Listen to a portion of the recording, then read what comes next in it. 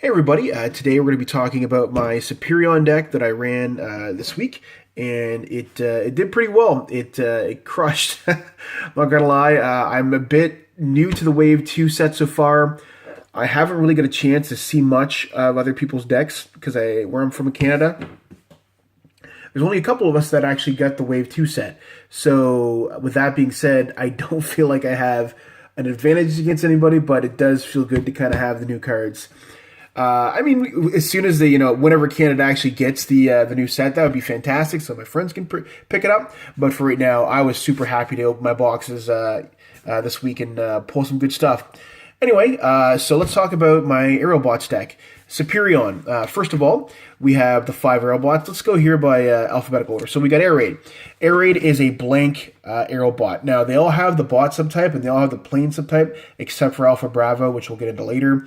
Air Raid is your first bot. He is vanilla on one side. Almost all these guys have ranged with a specialist feature. And when this damages an enemy, scrap an upgrade on that enemy. You're going to be running lots of Pierce and only a few orange pips in this deck. So we'll talk about that later. Next, after that is going to be Alpha Bravo. He is a helicopter. And when an enemy plane attacks, do 1 damage to it.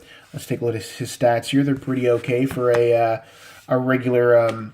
little combiner. Next is going to be his other side, which is he's a specialist as well. He's got Pierce 3, and I mean, he's going to be doing a bit of damage. You put a thermal weaponry on this guy, he is broken as hell.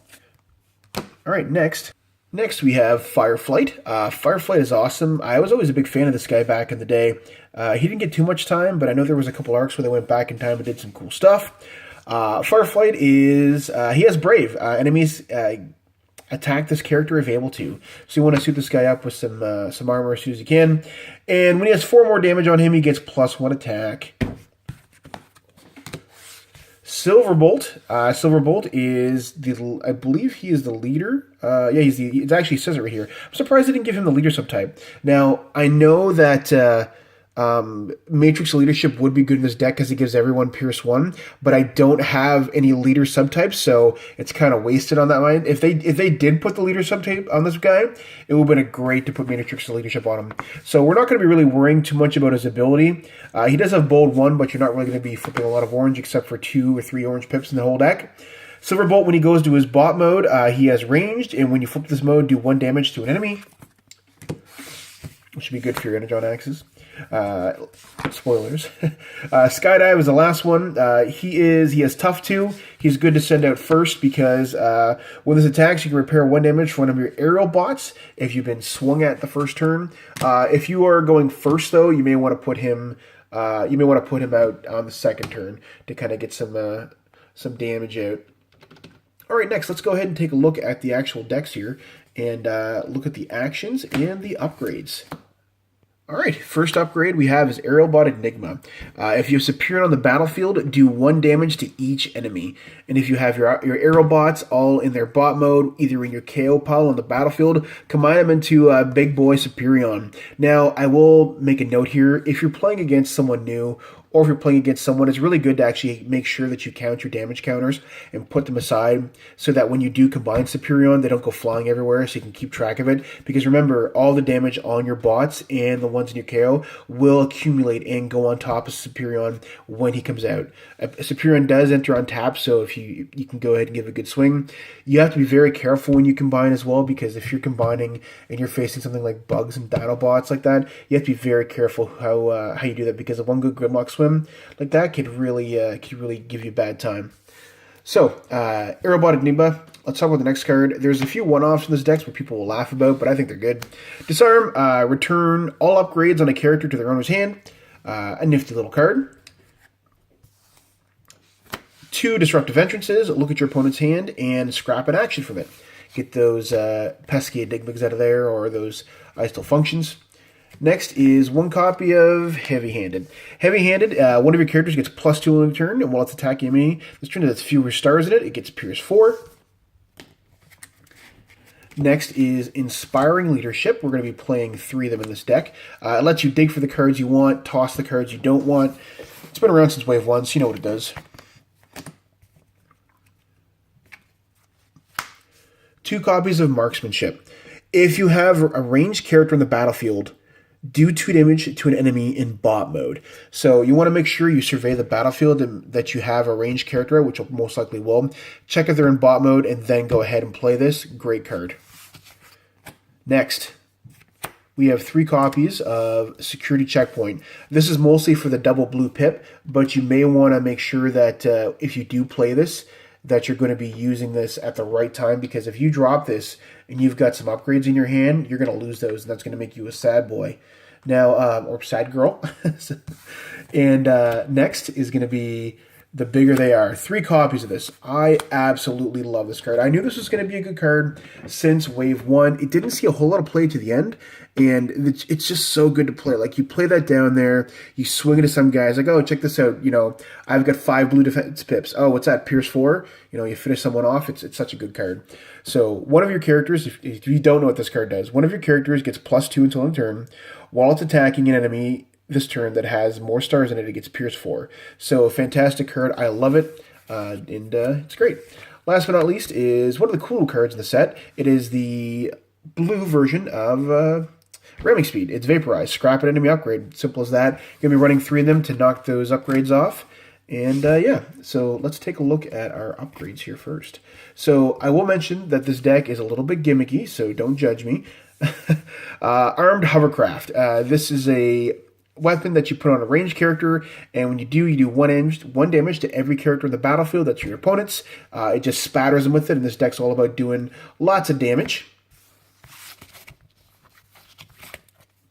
Next is Energon Axe. Now, originally when I made this list, I was running 3 for testing in the first few games, but I found once I combined Superion, I had 1 or 2 more Energon Axes in my hand, or there were times when my bots were so low health that I could really only afford to play certain upgrades at certain turns, and Energon Axe kind of seemed kind of dead to have 3 of them in my hand, because I'd usually score 1 or 2 of them. Now, not to say that this is a bad card in this deck, but I think it's a great card. I play 2. You may want to play 3 if you're feeling it, but I feel that 2 Energon Axes is fine. You may put it on damaged characters only, and it gives the character Pierce 2 and +3 attack.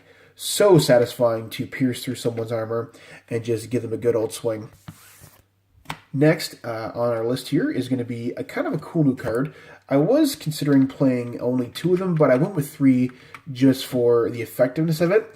It is Evasive Maneuvers. Evasive Maneuvers is pretty much a mixture of a blast shield and a reinforced pudding together. It gives you tough 3 for that 1 attack, and after you defend, you scrap this card. It's got a blue pip, and it's an armor. It's a great card to put on top of your deck. Put out on one of your characters, not on top of your deck. I'm crazy. All right, next is going to be Forcefield. Now, there's only 1 Forcefield in this deck. You're going to be like, Matt, why is there only 1 Forcefield in this deck? Well, your characters, if you look before, they ain't got much health. You know, they don't have very much health. And the fact that you're going to be playing this on your character, and they're not going to survive much hits. This is great to go on Superion late game, and it's also good to trigger the white pip. You just have so much better armors in this deck that when playing 1 Forcefield, we'll deal with it. Next, I wasn't actually running this card at first, but then I slapped myself and I was like, why aren't you running this? This is Handheld Blaster. There's 2 orange in the whole deck, so why would I be running this? Handheld Blaster is a great card. I was playing this at first, and then I switched it out, and then I went and put a different card inside, and I believe that was Sparring Gear, and I had to check my card that I put aside, and I find it didn't work as well, so went back to Handheld Blaster. You're not going to want to play this on your characters. Toss it if you get it. It's mostly there to defend your guys. Next is going to be Reinforced Plating, an old favorite from Wave 1. This gives your character Tough 2. It is a blue pip. It's an armor. It's great. Tough 2. Flip 2 more battle cards when defending. And then Security Console. What a great card. I love this new card. It's a common, and I pulled like 9 or 10 of them in my boxes, so it's getting played a lot in actually my deck. So this new card here, it is a great utility, and what it does is it lets you plan. If you haven't seen what plan does yet, plan lets you put cards on top of your deck, so you can kind of, plan your attack. So when the upgraded character defends, draw a card.